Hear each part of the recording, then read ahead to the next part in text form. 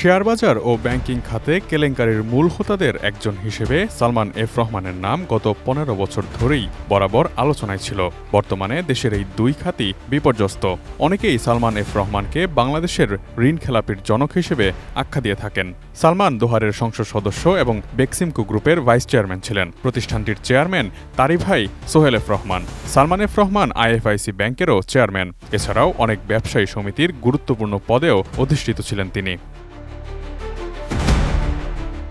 রাজনৈতিক বিশ্লেষকরা বলছেন, আওয়ামী লীগ সরকারের নীতি নির্ধারকদের মধ্যে তিনি ছিলেন অন্যতম প্রভাবশালী ব্যক্তিত্ব। সালমানের বেক্সিমকো গ্রুপ জনতা ব্যাংক থেকে বিপুল পরিমাণের ঋণ নিয়ে ব্যাংকটিকে ঝুঁকিতে ফেলেছিল। সেই ঋণের পরিমাণ ছিল রাষ্ট্রায়ত্ত এই ব্যাংকটির পরিশোধিত মূলধনের চেয়েও ৯ গুণ বেশি। এটি তার বহু কাজের একটি উদাহরণ মাত্র। ১৯৭২ সালে কমোডিটি ট্রেডিং কোম্পানি হিসেবে সালমান ও তার বড় ভাইয়ের প্রতিষ্ঠিত বেক্সিমকো বিভিন্ন সময়ে খেলাপি ঋণ পুনঃতফসিল করার জন্য নতুন নিয়ম তৈরি বা সংশোধন করতে নিয়ন্ত্রকদের বাধ্য করেছেন। এর মাধ্যমে আদালতের আদেশের বিপরীতে নিজেকে সুরক্ষিত করেছিলেন তিনি। ২০১৪ সালের আগস্টে তারল্য সংকটের কারণ দেখিয়ে সোনালী ব্যাংক থেকে নেওয়া বেক্সিমকোর ঋণ পুনঃতফসিল করেন সালমান এফ রহমান। ২০০১ থেকে ২০০৮ সাল পর্যন্ত ৭টি ব্যাংক থেকে ৫,২৪৫ কোটি টাকার ঋণ নিয়ে কেন্দ্রীয় ব্যাংককে দেওয়া এক চিঠিতে বেক্সিমকো টিকে থাকতে জরুরি ভিত্তিতে ঋণ পুনঃতফসিলের আহ্বান জানিয়েছিল। শতভাগ মসৃণ ব্রাশ ইম্পেলার নিশ্চিত করে অধিক পানির flow. RFL water pump on করলে পানির তুফান। এক বছরের গ্রেস পিরিয়ড শেষে ২০১৬ সালের সেপ্টেম্বর থেকে ঋণ গ্রহীতার প্রতি প্রান্তিকে সোনালী ব্যাংকে ৫৭,৪০,০০,০০০ টাকা পরিশোধ করার কথা ছিল। ২০১৭ সালের ডিসেম্বরে ঋণ গ্রহীতার ৬ কিস্তি পরিশোধের বাধ্যবাধকতা থাকলেও বেক্সিমকো দিয়েছে মাত্র ২টি কিস্তি।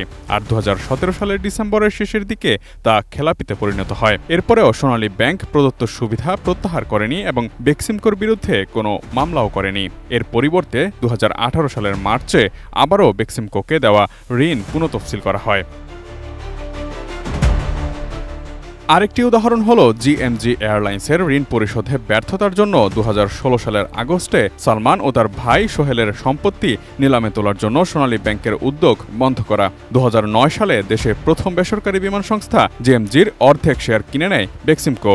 গত জুলাইয়ে কেন্দ্রীয় ব্যাংক ঋণের বিপরীতে বন্ধকি সম্পত্তি নিলামে তোলার নোটিশ দিলে জিএমজি হাইকোর্টে গিয়ে স্থগিতাদেশ নেয়।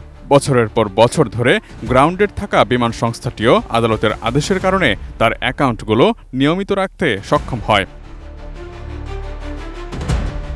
ডিবেঞ্চার মার্কেটে ধস নামানোর কুশীলব তিনি। ডিবেঞ্চার এক ধরনের ঋণ বিন্যাস যা বৃহৎ কোম্পানিগুলো অর্থ ধার করার জন্য ব্যবহার করে থাকে। বেক্সিমকো ১৯৯৪-৯৫ সালে ১০ বছর মেয়াদী ৪টি ডিবেঞ্চার ইস্যু করে। ২০০৪ ও ২০০৫ সালে তাদের মেয়াদ শেষ হলেও ২০২১ সাল পর্যন্ত বিনিয়োগকারীদের অর্থ পরিশোধ করা হয়নি। Imtiaz Alam, desk report, ATN news.